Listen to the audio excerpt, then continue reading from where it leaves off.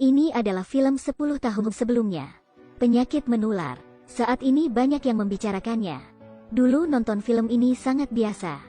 Sekarang nonton film ini terjadi di sekitar kita. Komentar seperti ini sebenarnya sangat betul. Sumber virus penyakit berasal dari seekor kelelawar yang tertidur. Ia dibangunkan oleh para pekerja yang menebang pohon. Ia telah memakan pisang yang membusuk, terbang ke kandang babi terdekat. Seekor babi memakan kotorannya. Dan 2 hari kemudian dia dibawa ke restoran.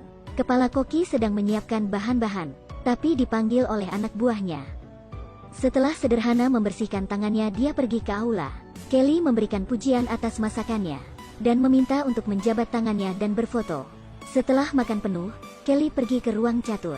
Pria Jepang di sebelahnya berkata padanya, jika ditiup seperti ini akan lebih beruntung.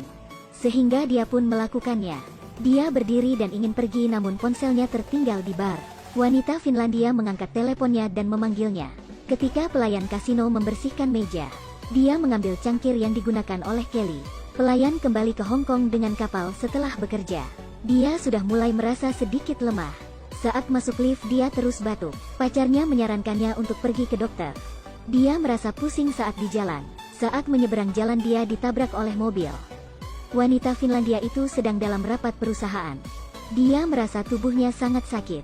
Setelah meletakkan folder yang dipegangnya, dia izin sakit dan pergi ke hotel bosnya. Ketika ditemukan, dia sudah mengeluarkan busa putih. Kaki ditutupi dengan bintik-bintik hitam.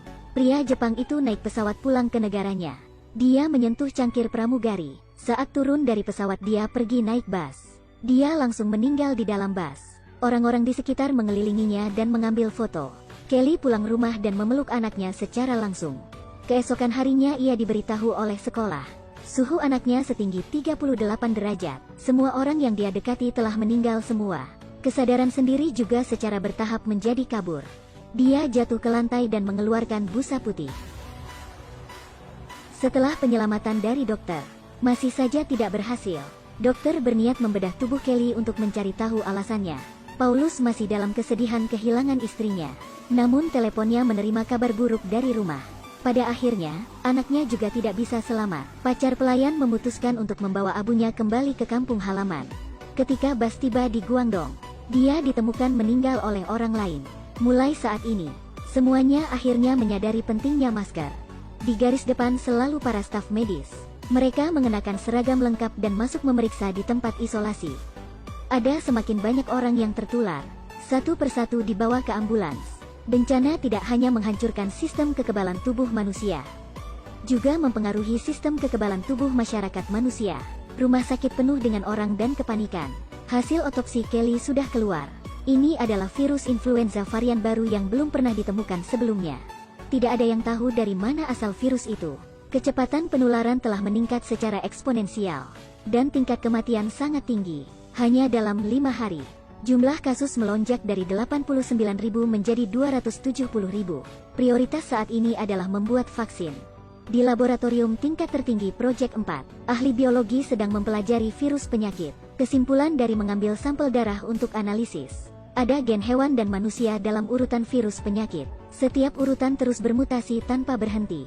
Yang paling menakutkan adalah ia dapat ditularkan melalui permukaan tubuh. Dan kesulitan penelitian vaksin di luar ekspektasi semua orang. Ada orang yang terpikir, semua orang yang berinteraksi dengan Paulus telah meninggal.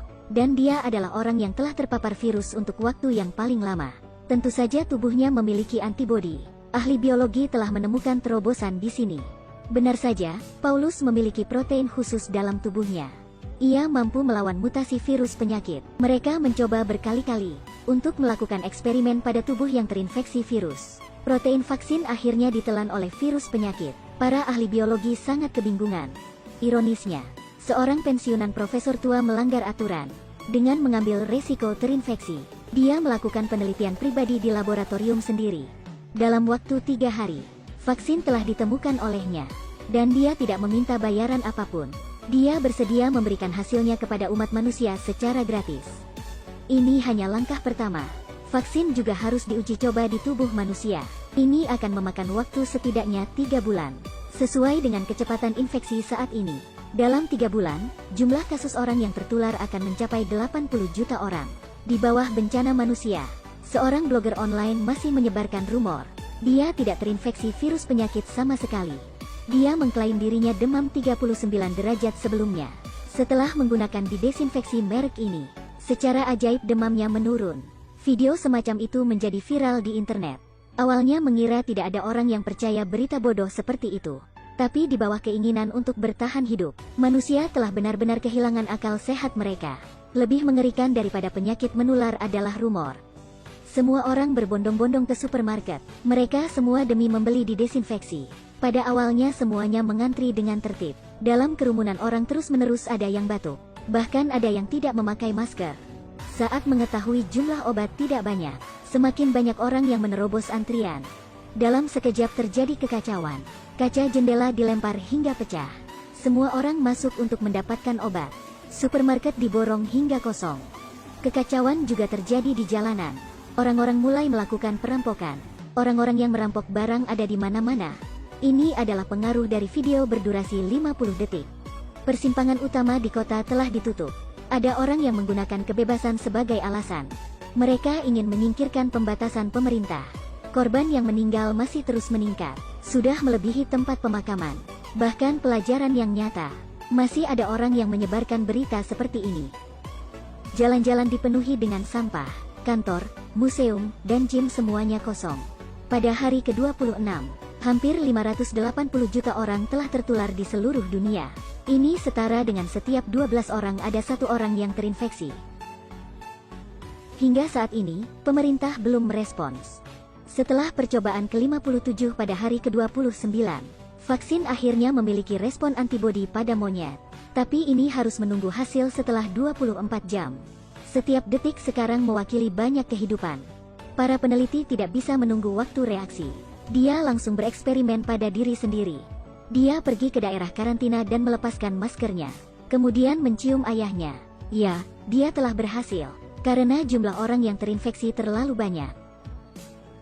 Siapa yang diprioritaskan untuk disuntik adalah masalah. Pemerintah memutuskan untuk mengambil angka. Hasil pertama keluar 0310. Artinya semua orang yang lahir pada tanggal 10 Maret akan divaksinasi untuk batch pertama. Artinya mereka harus mengambil angka 365 kali. Meskipun demikian, masalah tentang siapa yang mendapatkan vaksin pertama tetap ada. Mereka yang berada di urutan belakang memiliki niat jahat.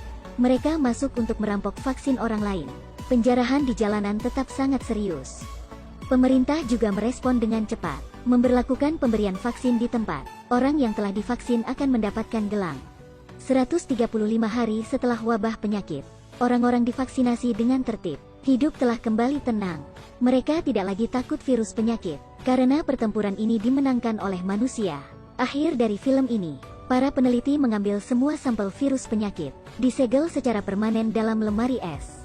Vaksin dalam film berjalan dengan baik. Penyebaran virus penyakit berhasil terkendali. Ini adalah akhir yang sempurna. Tapi pada kenyataannya, berapa banyak orang yang masih mengalami penyakit? Jika ditonton dahulu, ini adalah film bencana yang sangat sederhana. Jika ditonton sekarang, semuanya terjadi dalam kenyataan.